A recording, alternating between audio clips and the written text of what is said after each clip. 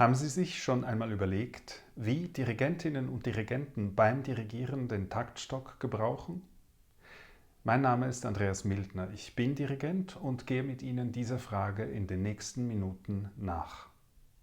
Übrigens, die Beispiele, die wir uns nachher ansehen, finden Sie mit allen Angaben auf einer YouTube-Playlist unter meinem Namen.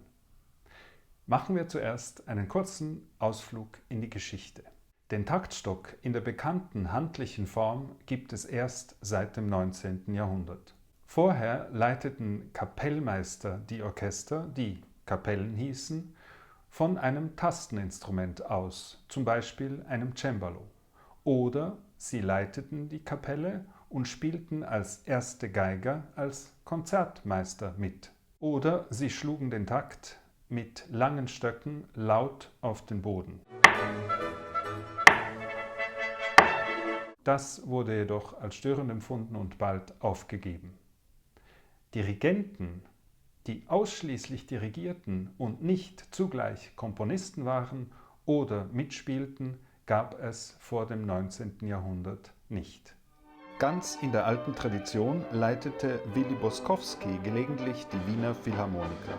Er war Konzertmeister der Philharmoniker, deshalb spielte er auch als Kapellmeister mit und zeigte wo nötig Einsätze und Tempoübergänge mit dem Geigenbogen als Taktstock.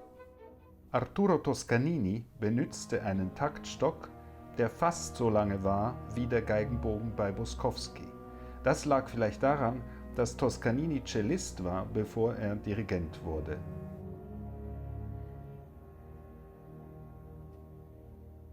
Sir Georg Scholti war Assistent von Arturo Toscanini.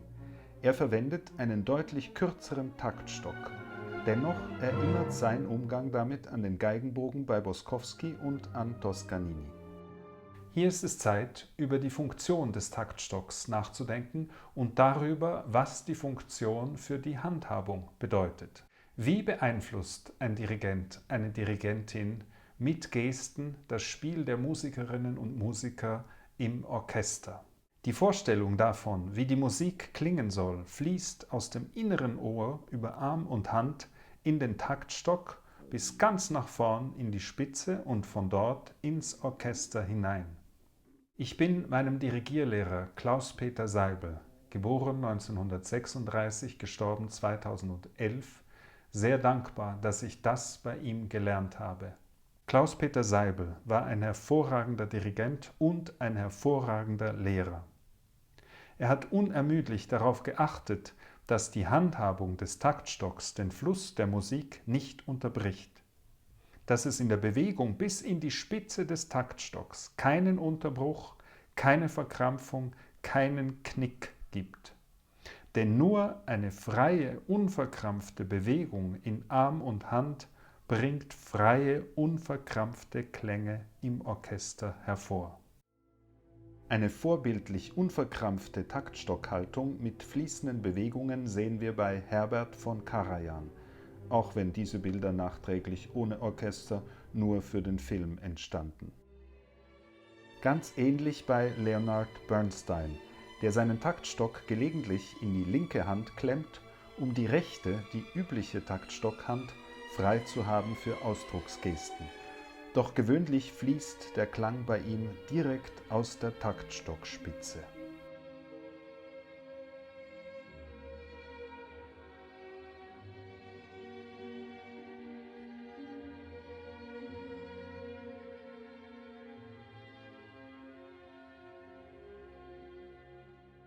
Haben Sie bemerkt, dass der Taktstock, der in den ersten Beispielen in Anlehnung an den Geigenbogen von vorn bis hinten gerade war, bei Karajan und Bernstein hinten einen rundlichen Griff bekommen hat?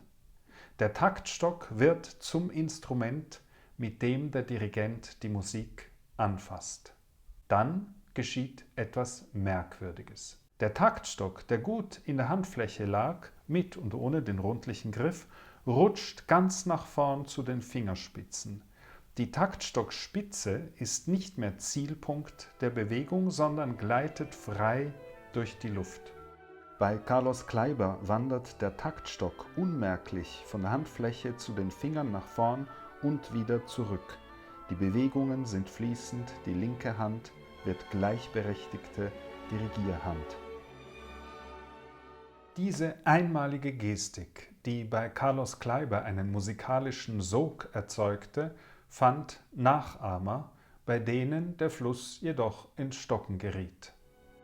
Hier bei Christian Thielemann klebt der Taktstockgriff starr an den Fingern und erstarrt wirkt auch die linke Hand.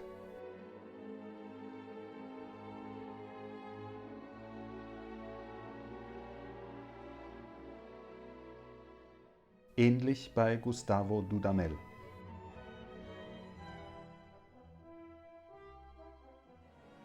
Bei Lorin Maazel, wie bei Karajan und Bernstein, fließt die Musik unverkrampft aus der Taktstockspitze.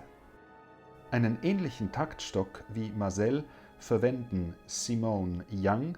Ja, genau, endlich kommen Dirigentinnen ins Bild.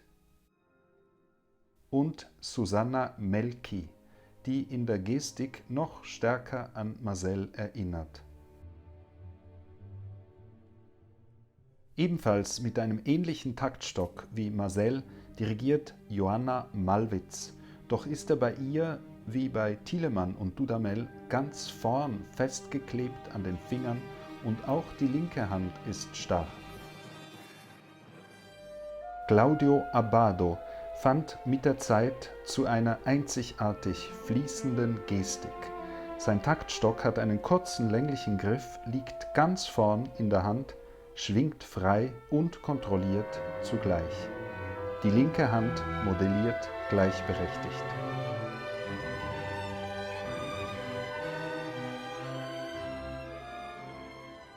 Die Gestik von Claudio Abbado hat etwas ähnlich Verführerisches wie die von Carlos Kleiber.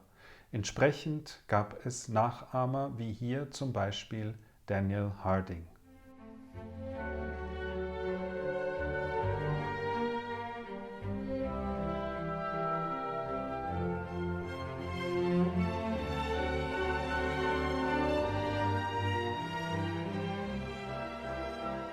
Es ist aber auch sehr gut möglich, ganz ohne Taktstock auszukommen. Ein bedeutender Dirigent, der nie einen Taktstock benutzt hat, war Pierre Boulez. Seine Bewegungen sind unverkrampft, oft nur klein aus dem Handgelenk, auch bei großen Orchestern.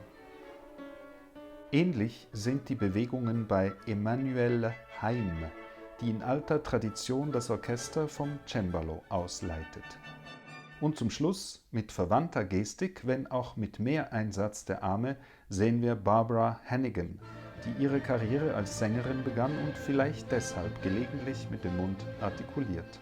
So wünsche ich uns Dirigentinnen und Dirigenten, denen es auf ihre ganz persönliche Weise gelingt, die Musik unverkrampft aus dem Körper ins Orchester und von dort in unsere Herzen fließen zu lassen. Vielen Dank und auf Wiedersehen.